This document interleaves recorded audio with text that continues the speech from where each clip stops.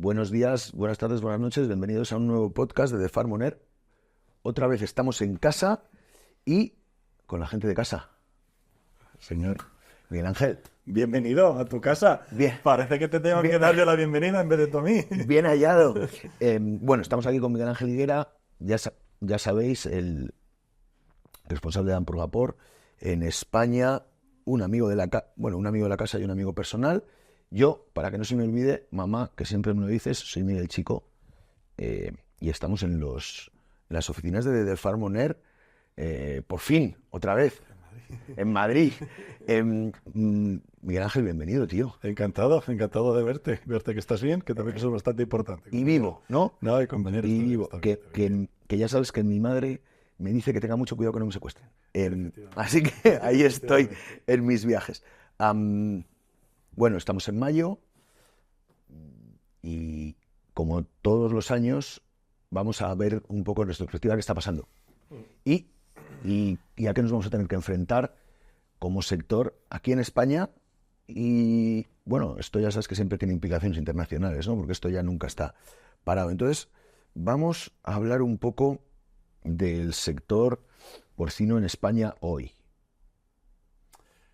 Pues yo creo que vamos casi continuando lo del año pasado. Es decir, yo creo que lo mismo que dijimos también antes, lo seguimos escribiendo. Tenemos un grave problema estructural, que es que no somos capaces de hacer cerdos, no nos dejan hacer cerdos, no podemos hacer cerdos, no sé qué adjetivo o cómo calificarlo, pero al final lo que tenemos encima de la mesa es una diferencia bastante importante entre oferta y demanda, que a nivel del ganadero nos está viniendo bien. Es decir, que casi la buena noticia que tenemos es que cuando lo miras desde el punto de vista de la producción, oyes, miras los datos, miras las fechas en las que estamos a mitad de mayo, con un precio bastante bueno, todavía, y ya pues pasando pues los últimos puentes, las últimas festias de mayo, y ya encarando pues una parte del año que normalmente suele ser bastante positivo. Es decir, que vemos unas perspectivas hasta finales de junio bastante interesantes, con unos costes a día de hoy de materia prima y de cierres de materia prima mejores que los del año pasado, con lo cual vamos a ser sinceros, desde el punto de vista del ganadero, del bolsillo del ganadero, bien. Bueno, desde el punto de vista del sector, ahí donde tenemos los problemas. Claro, en un sector español verticalizado en el que yo creo que ya ha pasado el tiempo en el que podemos hablar de ganaderos y de industria casi de manera separada. Yo creo que no tiene mucho sentido que hablemos de eso, ¿no? Ya prácticamente, además, mira, precisamente nosotros hicimos una pequeña encuesta interna para saber cómo estábamos, y ahora mismo estamos calculando que prácticamente el 45% de los cerdos españoles están totalmente verticalizados, ¿vale? Siempre pongo verticalizado cuando me refiero a industria cárnica y a sector, porque en otros países diríamos integrado, pero Sí. integrado a nosotros nos viene Sí, la integración. Entonces vamos a hablar de verticalización. Lo que tú dices es el modelo en el que tenemos piensos, cerdos, mataderos, industria cárnica, todo conjunto, digamos en la misma empresa, subunidades diferentes de negocio, pero la orientación en este aspecto yo creo que es correcta, porque yo creo que eso es precisamente a nosotros donde nos da una ventaja competitiva respecto a los demás, que es la visión conjunta de cadena. Por eso vuelvo a decir, el sector ganadero está bien, el conjunto del sector cárnico ganadero de español no tan bien. No somos competitivos, tenemos unos incrementos Hablar de del costes mercado internacional, por supuesto. y del mercado europeo. Claro. Es decir, bueno, a nivel de mercado europeo sí que somos algo más competitivos que el resto, porque aunque mal de mucho, consuelo de tontos, sí que es cierto que si nosotros estamos mal, fuera de España todavía están peor. Está mucho peor. ¿Vale? Entonces, pero eso no es nuestro objetivo. Nuestro objetivo es mejorar por nosotros mismos y ser un sector competitivo donde podemos ir a mercados internacionales. Ahora mismo, pues sí que tenemos una suerte bastante importante, y es que muchas de nuestras empresas, o tenemos un volumen fuerte de empresas que siguen autorizadas para China y que están demandando bastantes productos que nosotros pues lo que llamamos directamente los despojos, que no son los despojos porque para ellos son valor añadido, pero sí que nos está dando un diferencial bastante interesante respecto a otros países de Europa, y somos competitivos vía carne en Europa. Pero el conjunto del sector nos falta que ruede mejor. Y el principal problema que vemos es que ya esa falta de competitividad la tenemos a nivel de producción. Es decir, no somos competitivos. Estamos, y es cierto, teniendo problemas sanitarios que nos están afectando seriamente la eficiencia de la producción. Entonces, no nos dejan hacer granjas, no somos suficientemente competitivos, estamos reduciendo la producción, Con lo cual, la foto del año pasado, y aunque ya lo estamos viendo a 5 meses pasado, fue que no llegamos ni siquiera a 53 millones de cerdos, que yo tenía una previsión de 53,5. Ni siquiera llegamos a 53 millones de cerdos. Una bajada de un 8,6%. Este año hemos arrancado un poquito mejor a nivel de producción, ¿vale?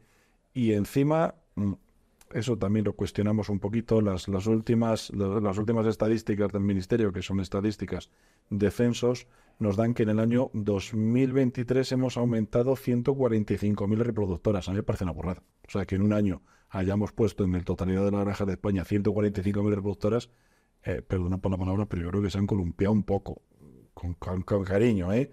Creo que esas estimaciones son demasiado altas. No decimos que no se haya aumentado algo el número de cerdas respecto al año 2023.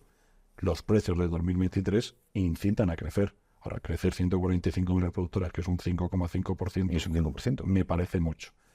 Pero bueno, si la tendencia es en ese sentido, no tanto, sí que nos tendría que dar que en el año 2024 podamos hacer más cerdos que en el año 2023, con unos precios objetivos y con esperados, pues casi parecidos al 2023, un poquito más bajo, pero con otro coste de materias primas mucho más bajo, con lo cual mucho más rentable. Un año 2024 que hoy a foto de mayo podríamos decir que puede ser un año bueno.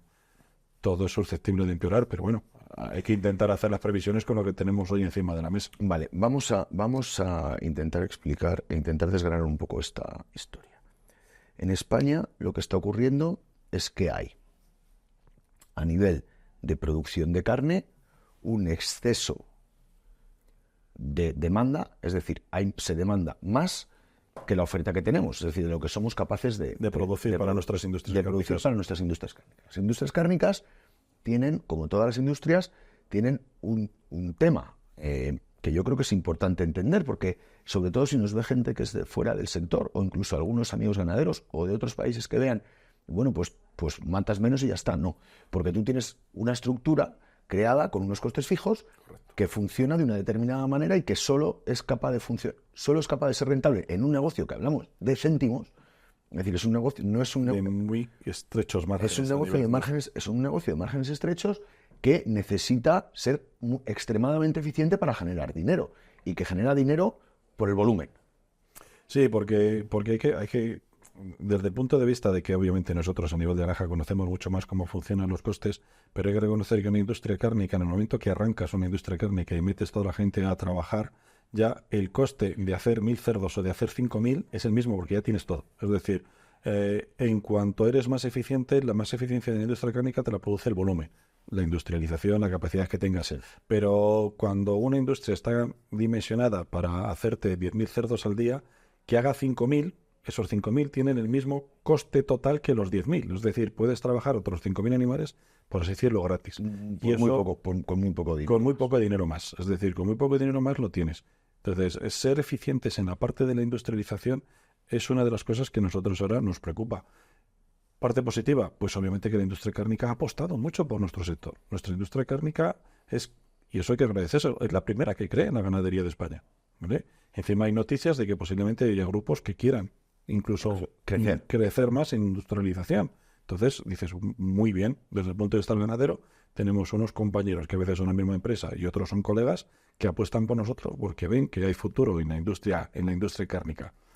Ahora el deber lo tenemos en nosotros, es decir, ¿por qué no podemos hacer cerdos? Y ahí sí que yo voy a mandar y voy a ser un poquito crítico, sí que estamos viendo que estamos teniendo más problemas hispano-españoles. Es decir, yo veo que cada vez hay muchos más problemas nuestros, de nuestras autoridades competentes, y lo siento si se molestan, pero ya es que ya tengo pruebas para todo, de que estamos frenando cualquier posibilidad. Es decir, cualquier cosa que tenga que ver con desarrollo del medio rural a nivel industrial ganadero, parece que se mira mal. Y ojo, que estamos en un contexto en que los últimos 3-4 años la ganadería española ha ido cayendo. Es decir, si tuviéramos o creyéramos que tenemos algún efecto ambiental no positivo dentro del medio rural, está compensado con la caída de las producciones que hemos tenido. Es decir, déjame volver otra vez a ponerme en producciones ganaderas de lo que estábamos haciendo, pues a lo mejor en el año 2020 o en el año 2021. Y no podemos. Es decir, cada vez que se pierde producción, se vuelve otra vez a bajar el techo de producción. Es decir, bajas, pues hasta aquí no puedes llegar. Bajas de producción, pues hasta aquí no puedes llegar. Y eso nos está poniendo en serias dificultades porque necesitamos crecer e innovar. ¿Sabes qué es lo...? Efectivamente. ¿Sabes qué es lo peor de todo esto? La falta de visión que hay cuando tú, en lugar de pensar, vamos a cerrar por aquí, es decir, por lo peor, por abajo, por las cosas que más tiempo tienen, lo que capas es el crecimiento por acá. Es decir, cosas más eficientes, trabajo más... ¿no? Entonces, esto, que es un sinsentido racionalmente, ¿no? Es lo que se está haciendo. Entonces, tú quieres hacer una granja nueva con todas las modernidades, por utilizar un término muy de mi abuela, a las que hemos llegado, ¿no? Que genera una eficiencia, que genera un tal, y esas no te la dejan hacer. Sin embargo, una granja que lleva 30 años abierta, con cosas de hace 30 años, con no sé qué, la permites que se siga manteniendo. Y peor, no es que la permitas, es que encima la necesitas porque no te dejan construir el otro. O sea, eso es que ya está claro. Nosotros, a nivel de la asociación, el mes pasado solicitamos una reunión a nivel del secretario general del Ministerio para hacer esa propuesta. Necesitamos, conjuntamente con el Ministerio y el sector, y Ministerio de Transición Ecológica y confederaciones hidrográficas, que ellos que lo escuchen ya saben por dónde van los tiros, un plan estratégico del sector porcino. Un plan estratégico que nos diga qué queremos ser en el 2025, qué queremos ser en el 2030. ¿Por qué? Porque con las normativas de bienestar animal, con lo que puede venir de Europa, realmente, y el mensaje que estamos trasladando a todo el mundo, es que necesitamos crecer para cerrar. Necesitamos crecer en granjas más eficientes, claro, optimizadas, con mejor bienestar animal, con menos emisiones por unidad de producción, para que cuando tengamos ese margen, ya lo que tú estás diciendo, granjas que ya han terminado su ciclo de producción, que ya están obsoletas y que a lo mejor invertir en ellas requiere mucho más esfuerzo económico que una granja nueva, pues oye, pues va siendo hora de cerrarlas. No lo queremos llamar un plan renove porque parece que estamos vendiendo coches, sino es un plan estructural. Y el mensaje está claro, crecer para cerrar. Es que la reflexión, yo creo, Miguel Ángel, que tiene que ser un poquito más pausada dentro del ministerio y dentro de las ideas de tal. O sea, yo creo que tiene que venir de la mano del mundo rural. Y tiene que venir, y lo hablamos el otro día tú y yo aquí, el otro día hace un tiempo ya, cuando hablábamos de las tractoradas y de las cosas, ¿no? Con Juan Pascual. Con Juan, que por cierto, os recomiendo ver ese podcast si no lo habéis visto, porque es extremadamente interesante escuchar a Miguel Ángel y a Juan hablar de estas cosas. ¿Qué ocurre? Es que no hay una idea país y no hay una unión. O sea, el mundo rural hoy no hay una idea de qué queremos para el mundo rural. Y tenemos una idea ideal de qué esperamos que sea el mundo rural y debe de estar ahí para que los urbanitas lo utilicemos para lo que nos dé la gana los fines de semana, ¿no? Pero ostras, eso no es sostenible porque ahí tiene que vivir gente. Y es que encima les estamos generando un escenario en el que les estamos diciendo que lo único que sabían hacer no vale. No lo único que sabían hacer, quiero decir, las posibilidades que ellos tenían para hacer no vale y que tienen que o hacer otras cosas o quedarse allí para atender de servicios a la gente que... Y eso no es... Eso no es. Los pueblos tienen que estar vivos siempre lo digo lo mismo, o sea, el pueblo lo que necesita, los pueblos necesitan es economía rural. Claro. Es decir, economía de turismo, economía de fin de semana o economía de teletrabajo es bienvenida, pero tiene que ser un complemento. O sea, la supervivencia del pueblo tiene que ser por sí mismo. ¿Y cuál es el problema? Y que nosotros estamos alertando, de que es que ya en muchos casos estamos llegando tarde. O sea, hay muchos casos en los que los hemos perdido. Y sobre todo desde el punto de vista de nuestro sector, nos encontramos ahora mismo con proyectos que han tenido la suerte que al cabo de 4 o 5 años o 6 años se han autorizado y cuando se plantea empezar a construir una granja, empiezan a sondear alrededor. Si va a haber gente para trabajar, le han dicho, cuidado, que a ver si nos vamos a gastar 10 millones de euros y no tenemos nadie que quiera venir a trabajar, no porque no quiera, porque ya no hay. O sea, hay sitios en donde ya llegamos tarde. Es decir, esto es una reflexión muy dura, pero es que ya no hay gente ni siquiera para sujetarla para trabajar. Claro, es que además hay un formato de país que hemos creado con el tiempo en el que, en Estados Unidos, por ejemplo, un desplazamiento de 45 minutos en coche no se tiene en cuenta como un desplazamiento de una determinada manera. También, entre otras cosas, por los precios de los combustibles, hay muchas variables, ¿no?, diferentes. Un formato mental, claro, aquí con la gasolina a 2 euros o a 1,80 que está, pues ostras, todos los días desplazarte 80 kilómetros o 100 kilómetros, pues es un coste, que te digo que es un coste elevado. Pero más allá de eso, es que como la reputación del propio sector, y no solo del porcino, la reputación del sector ganadero es tan compleja, ¿no? Pues de repente, pues igual no quieres que tu hijo, prefieres que tu hijo sea camarero o que trabaje en Pricewaterhouse aquí en Madrid, que tenga una granja en... Y yo creo que en ese aspecto también tenemos que ser un poquito más críticos y a lo mejor también atacar un poquito. ¿Por qué? Porque estamos hablando siempre de la España vaciada, de la España vacía, pero es que la España vacía o vaciada tiene muchas veces un motivo. Es que, y voy a decirlo claramente, la gente está hasta las narices de sentirse criminalizado por el trabajo que hace. Entonces, hay los mismos ganaderos que de verdad que están enamorados de su profesión, pero están desencantados de la opinión pública que están generando una profesión fantástica. Es decir, esa criminalización que unos pocos están haciendo y que desafortunadamente están copiando muchos, principalmente en las ciudades, está haciendo que la gente quiera tirar la toalla. Entonces dices, no es una España vaciada, es una España criminalizada, que nos estéis echando fuera del medio rural. Y eso, como no lo sepa la ciudad, va a tener un problema. ¿Por qué? Porque vamos a llegar a otra oleada de aproximación del medio rural hasta las ciudades. Y esto es súper fácil. Es decir, confía en que tus hijos estén bien formados, porque la competencia la va a tener también con los hijos del agricultor, que ya no van a seguir el negocio. Tú los tenías allí tranquilos, tenías una población muy bien asentada, y a partir de ahí, por el puesto de trabajo que tú vas a pelear, van a pelear muchos más, porque los estás echando del campo. Que hay que decirlo, que es que la gente dice, España vaciada, qué pena que se va todo el mundo. Nos echan. Ahora mismo hay que decirlo claro, nos están echando de nuestros trabajos porque parece que estamos haciendo algo delictivo. Y por lo tanto, para mí, el tema de motivar a la gente, de trasladar la importancia, que esto siempre lo dices por lo que he dicho de Estados Unidos. Estados Unidos es uno de los top países más industrializados. El sentimiento rural que tienen es espectacular.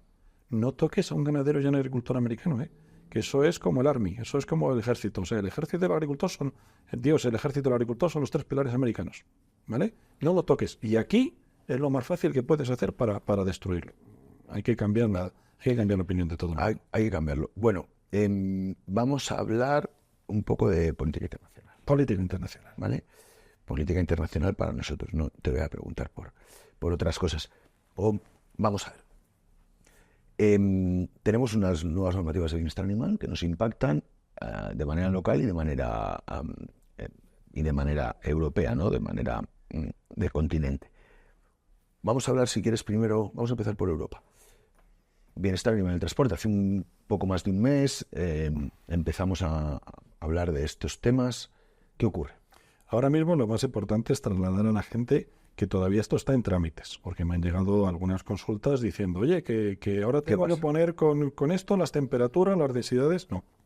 Vamos a ver, ahora mismo lo que estamos es en plena fase de alerta y comentarios, diciendo, cuidado que esta es la propuesta que se está debatiendo. Entonces, esta propuesta, como tenemos elecciones el 9 de junio, importante que cada uno vote a conciencia y vote bien, y que vote, es muy importante hacernos hablar y constituir un Parlamento español muy interesante, eso que quede ahí por delante. Pero esa propuesta ya se va a debatir en el Parlamento y en el Consejo, con lo cual... ¿Después de las elecciones? Sí, después de las elecciones. Es lo que hemos hablado ahora mismo ya con el Parlamento, que estuve hace un mes hablando con el reporter, la persona que se va a encargar del dossier, que es el grupo parlamentario, el señor Buda de Rumanía, va a ser el que va a liderar dentro del Parlamento todo esto. Y es una persona bastante cercana al campo, con lo cual, bueno, tiene bastante sensibilidad. Pero prácticamente hasta las elecciones confía que va a salir por Rumanía y que va a seguir siendo. Entonces, hasta después de las elecciones prácticamente esto no lo va a mover. Y en el Consejo ahora mismo tenemos la presidencia belga que se está entreteniendo bastante con el bienestar animal de perros y gatos. Y la siguiente va a ser la húngara, que sí que ya empezará a tocar el dossier. Es decir, que nosotros queremos que el trabajo fuerte en Bruselas para definir, cambiar, poner las observaciones y cambiar todo va a ser en el año 2025. Con lo cual la propuesta la tendríamos que tener publicada, por así decirlo, en el Boletín Oficial de la Unión Europea, finales de 2025, principios del 2026. Ahora mismo ya en el borrador nos están dando 2 años de moratoria para aplicarla, ¿vale? Puede ser que también una de nuestras observaciones es que determinadas cosas, cosas estructurales, cambien y vayan a lo mejor a 4 o 5 años. Pero bueno, estamos hablando de que si va todo bien, tendríamos ya la normativa de directa aplicación en el 2028 en España lo más temprano posible. ¿Vale? 2028, 2029 sería el día 1. El día 1 en el que ya tengamos que cambiar las densidades, las horas, todas las cosas que nos proponen o que no seamos capaces de luchar. ¿Cuáles son las cosas importantes? Lo voy a repetir rápido. Horas de transporte. 21 horas para animales vivos, 9 horas para animales para sacrificio. Eso se supone, y perdón por la pequeña crítica, que está basado en una opinión científica. Es decir, si tú coges un berraquito de 100 kilos y dices, este berraco es de genética, lo coges en el camión que te dé la gana y lo mandas 21 horas. Ese mismo animal y dices, uy, este animal lo voy a mandar para matadero, mismo camión, mismo animal, solo lo puedo transportar 9 horas porque el destino es a matadero. Que alguien me explique qué tiene que ver, dónde descargo, de qué color es la puerta en la que descargo con las condiciones de transporte. O sea, perdón, pero esto tiene la verdad que poco de espíritu científico que me digan en función de dónde llego. Densidades, nos quitan un 40% y no estamos tan mal como en otras especies. En ganado vacuno posiblemente le quiten los 2 pisos aparte de quitarle un 40%. Es decir, que cada camión va a poder transportar en vacuno un 30% de los animales que está transportando ahora. Nosotros vamos a poder transportar ahora mismo la propuesta un 60% de lo que estamos transportando ahora, pero mantenemos los 3 pisos, ¿vale? Ya. Menos animales, mismos transportes, por lo tanto, más camiones. Más camiones en circulación, más conductores. A los conductores y a las empresas de transporte le pasa lo mismo que nosotros con las granjas. No está tan fácil encontrar un 40% más de choferes para hacerte cargo de la flota. Pero no solo es eso, macho. Y no hay ningún estudio del impacto ambiental que se va a tener. Pues el impacto ambiental es que es muy gracioso a la Unión Europea porque dice que aunque se aumenten significativamente el número de camiones, como se reduce el número de horas, una cosa compensa a la otra y el impacto es neutro. Pero qué gilipollez. O sea, el estudio de impacto está hecho fatal. O sea, es una de las cosas que estamos criticando, que el estudio de impacto ha sido demasiado atropellado porque no se ve. Pero no tiene ningún sentido esto. Pues además es que lo pone en una frasecita. Una cosa compensa a la otra y el impacto del incremento de camiones, como se reduce las horas transportadas por cada camión, va a ser neutro. O sea, imaginaos cómo vamos en la Unión Europea en estos aspectos. Las densidades, y creo que todo el mundo que haya montado en un autobús de pie y haya ido por curvas, sabes qué te pasa. Que si vas al lado de otro y te vas apoyando en uno u un lado, no hay ningún problema.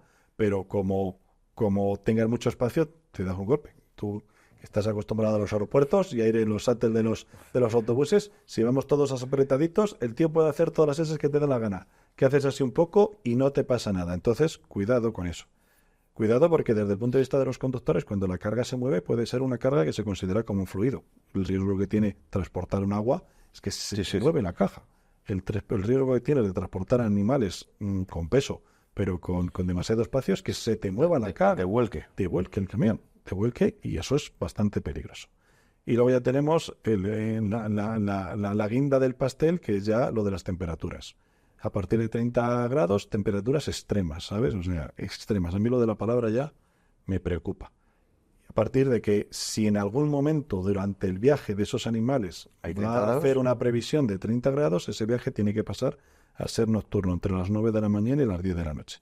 Con lo cual, obviamente, pues en España, casi en la totalidad del territorio español, pues desde mayo ya vamos a trabajar todos exclusivamente por la noche, transportistas. Más camiones, con menos animales, transportando por la noche. Creo que el componente de impacto social, de forzar a la gente a tener trabajos nocturnos y sobre todo el aumento de riesgos que vas a tener de accidentes por trabajar de noche, ni siquiera se ha tenido en cuenta. ¿Sabes? Que una cosa está muy bien y que consideramos que tenemos que mejorar el bienestar de los animales. No hay ninguna duda. Pero ¿qué pasa con las personas? ¿Qué pasa con las personas? Entonces, vemos que es muy bonito hablar de bienestar animal. Nosotros somos los primeros que queremos que los animales se transporten bien en bienestar animal. Cuando te hacen una propuesta para decir vamos a mejorar el bienestar animal, dices bien, fantástico, qué bonito que va a ser una propuesta de mejorar el bienestar animal. Y te encuentras con este borrador que no es un borrador de bienestar animal, es un borrador de restricciones. No puedes hacer esto, no puedes hacer esto, no puedes hacer esto, no puedes hacer esto. ¿Dónde está el bienestar animal? Para eso no había que hacer muchos estudios científicos, ¿eh? Claro. No había que hacer mucha historia, ¿eh? No se lo han trabajado bien, ¿eh? Eso es nuestro principal problema. Claro, tiene... O sea, bueno, yo confío mucho en vuestra labor y en la de los que estáis allí. Yo espero que nos escuchen. Mira, yo creo además, Miguel Ángel, quiero ser optimista, y yo creo además que la Unión Europea tendrá que escuchar el grito que ha lanzado en los últimos meses el campo europeo. Yo creo que hay un tema en todo esto, que es que, hay varios temas, ¿no? Uno de ellos es que la sociedad opulenta y la vida opulenta que estamos llevando en Europa, veremos si es mantenible, ¿no? Que la seguridad alimentaria europea, que tenía muchas, y la autonomía europea, que al final no debemos olvidarnos, Europa ha sido no el granero, ¿no? Porque el granero siempre ha estado más en Latinoamérica, pero sí que hemos sido los que hemos alimentado al mundo durante... Y seguimos haciéndolo, ¿eh? Sí. Que tanto en cereales como en productos cárnicos como en productos de la huerta, seguimos siendo netamente exportadores. Es decir, tenemos que, culturalmente hablando, una riqueza culinaria espectacular. Y esto parece que ahora lo estamos poniendo en entredicho. Y peor, y es que esto casi voy a lo que dice nuestro amigo Manuel Pimentel, es que la estructura que estamos viendo es que la ventaja que siempre ha tenido la alimentación, que es la atomización de la producción, con lo cual te garantizas, ¿esto que está haciendo? Pues está haciendo que esa atomización se esté concentrando. Ya las granjas, o incluso ya a partir también de productores agrícolas, los pequeños están desapareciendo, se están obviamente dimensionando los que hay. Como cada vez hay menos producción, pues los precios van a ser interesantes. Yo no descarto jamás que en el sector agrícola ganadero europeo entren fondos de inversión. ¿Por qué? Porque va a haber negocio. Claro. Porque en la escasez, como dice Pimentel, va a haber negocio. Y al final nos encontremos que un sector cuya fortaleza, que lo vimos con la COVID, era que la atomización hace que falle uno, pero siguen manteniendo el resto, porque no se caen. Esto, como las construcciones, cambiar la piedra tan bonita por el ladrillo árabe. Si tú disparas a un castillo de ladrillo se hace un agujero pero no se cae, si disparas a un castillo de piedra se cae. Pues la atomización nos daba esa seguridad de que si se caía uno el sistema resistía. Ahora lo que vamos a tener, y vamos en ese camino que estamos alertando, yo no sé si será bueno o es malo, pero que lo sepamos, la alimentación cada vez va a estar en menos manos. Esperemos que esas manos sean de empresas nuestras, que han crecido con la mentalidad de dar de comer y la mentalidad de ser pequeños para ser grandes. Cuando entren fondos de inversión cuyo único objetivo es la rentabilidad, vamos a ver qué es lo que pasa. Y nos están conduciendo hasta ahí. O sea que para mí es un tema estratégico. Sin duda, es un tema estratégico, sin duda. Yo de verdad que confío en una parte en vuestro trabajo, y confío en el impacto que las movilizaciones vayan a tener en el espíritu de los diputados europeos. Y también confío en que en algún momento nos replanteemos con un criterio de futuro qué queremos ser, ¿no? Y si realmente todo este proceso en el que nos planteamos la propia humanidad como un tema importante, es decir, en el que efectivamente dejamos de ponemos a los animales en un punto por encima del que estamos los humanos, porque esto es una barbaridad. Y yo, mira, realmente lo digo y lo quiero decir, yo estoy muy de acuerdo con que hay que mejorar el bienestar de los animales, y que tenemos que ahora, si ponemos en una balanza a los humanos, los animales, lo siento, pero yo no creo que pesemos lo mismo. Lo siento. Y además es una cosa que yo creo que hay que reivindicar, porque hay un punto en el que parece que nos da miedo decir que un cerdo, que una vaca, que un perro, que un ratón, o que no son lo mismo que nosotros. Y que nosotros tenemos, como seres humanos, que estamos por encima de ellos, la obligatoriedad de cuidarlos y tratarlos bien. Claro. Pero una cosa es cuidarlos y tratarlos bien, y otra cosa es llegar a unos límites que estamos llegando aquí, que precisamente ya entra en juego más factores emocionales y éticos que factores técnicos. Es decir, si estas normativas y la votación de las normativas, si el Parlamento Europeo estuviera lleno de ingenieros agrónomos y de veterinarios para votar esta normativa y la hicieran desde un punto de vista técnico, te diría bien. Pero lo que está es un factor totalmente politizado. Hace 2 meses se nos aprobó en el Parlamento la Directiva Nueva de Emisiones Industriales. Bueno, pues yo les invito a todo el mundo a que miren 2 europarlamentarios españoles que han votado, porque una cosa es lo que dicen y otra cosa es lo que van allí. Entonces las disciplinas de voto son claras y nosotros como España hemos aprobado la Directiva de Emisiones Industriales y a partir de ahora, pues a partir de cuando se apruebe y de aquí a 2 años, una granja industrial va a ser aquella granja que tenga más de 1.150 plazas de cebo. 1.150 plazas de cebo ya va a ser una granja industrial. Si lo pasamos a ciclo cerrado, ya con 120 celdas en ciclo cerrado, ya eres una granja industrial. ¿Sabes?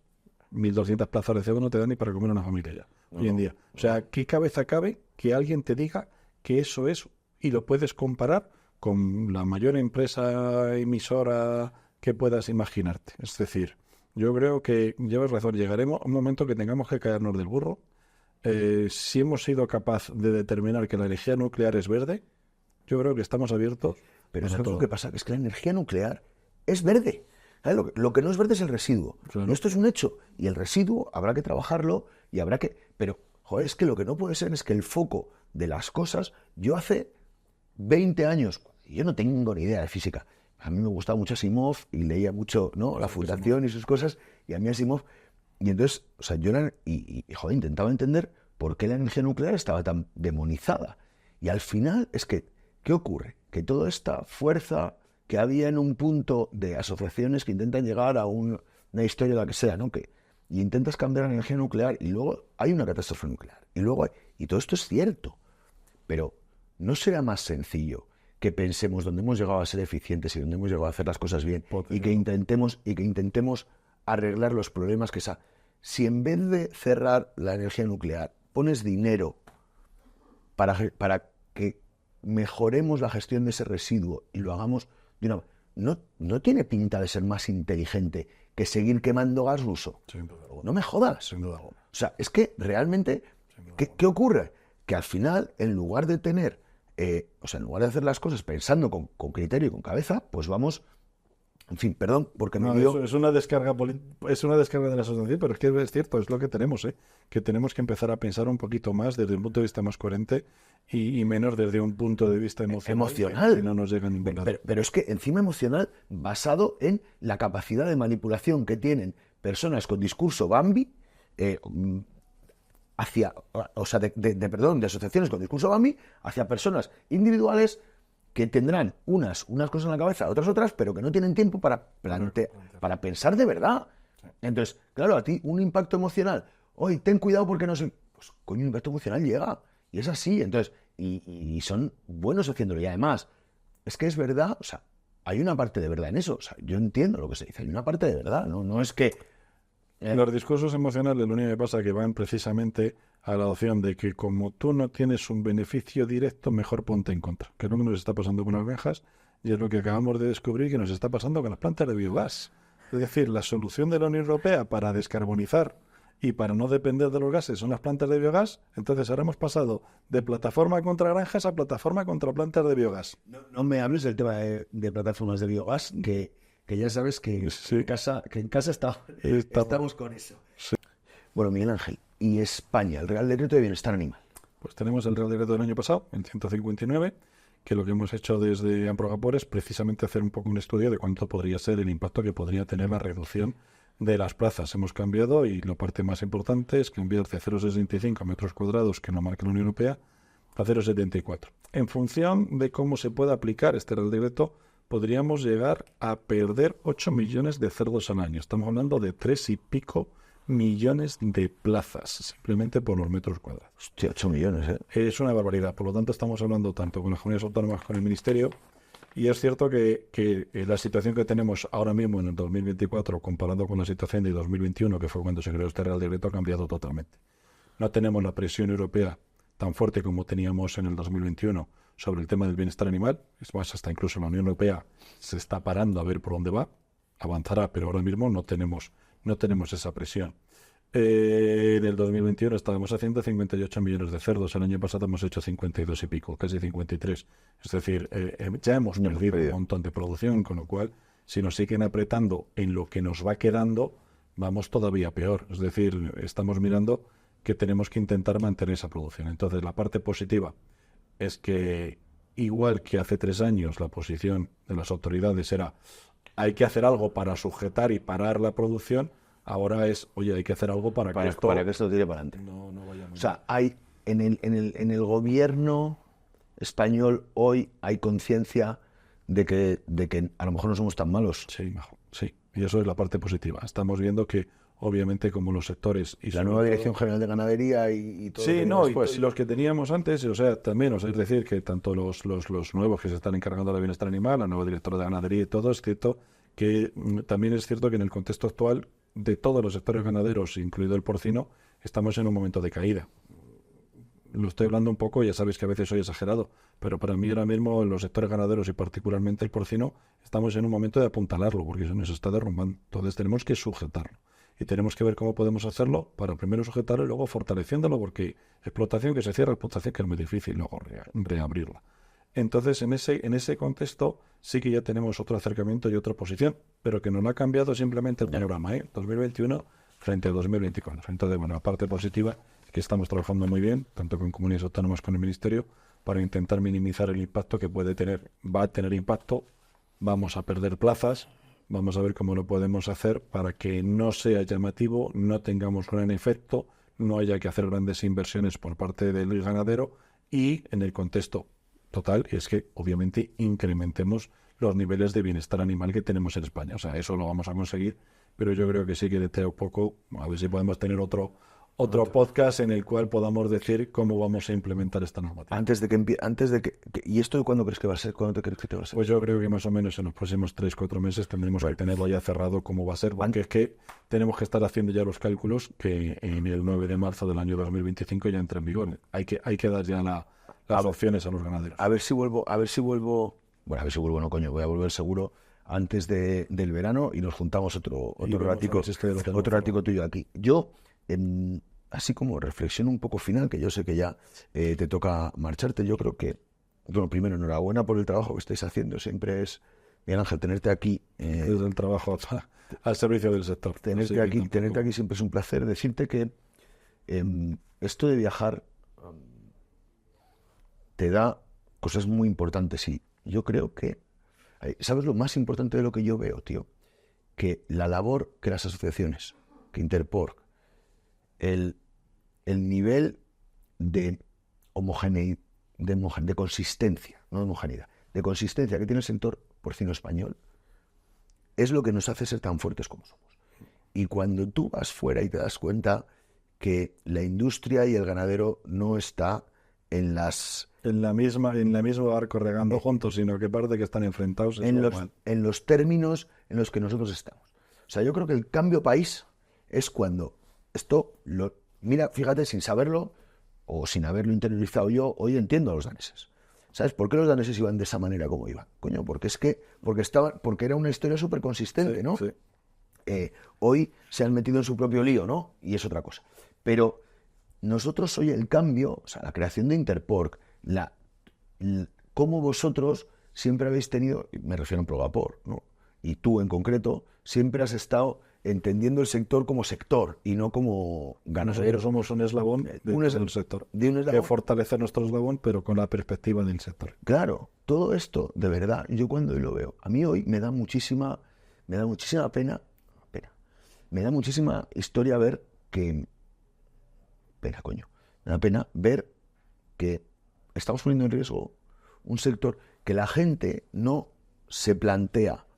Ostras, es que si consumimos 1 millón de coches y producimos 2,5 millones y encima importamos otros 600.000, ostras, esto hay que pararlo. No podemos seguir haciendo coches. No podemos, porque claro, tío, nunca nadie se plantea esa historia, ¿no? Eso te afecta a ti, porque sería parar tu coche y decirle, bueno, ahora tú no puedes tener coche. Y eso ya como te afecta a ti, ya lo ves. Nadie plantea eso. ¿Vale?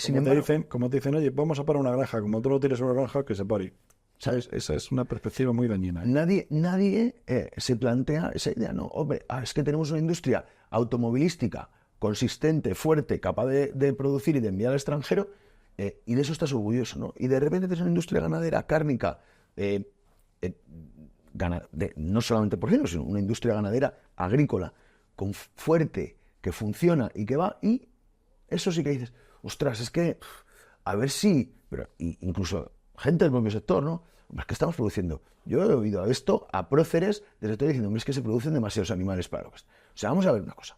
Tienes una industria fuerte que tiene representatividad en el mundo, que está, no sé, potenciala.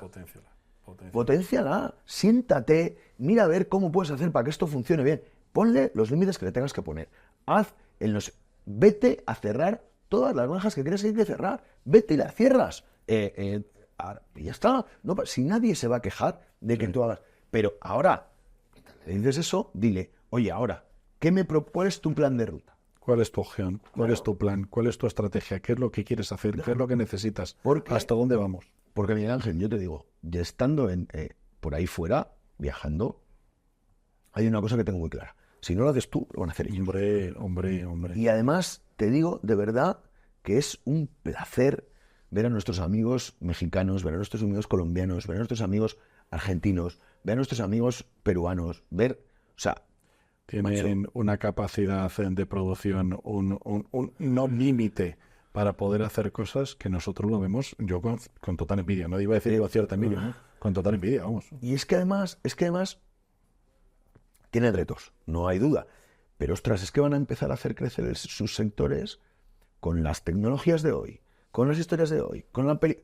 Entonces, que sí. Tenemos, o sea, o hay una reflexión gubernamental y de trabajo, como Dios manda, o estamos fastidiados, ¿eh? Estamos fastidiados. En fin, seguiremos con... Oye, Mike, que sé que te tienes que ir. Sí. Nos vemos, tío. Cuídate con esos viajes, ¿vale? Gracias por venir.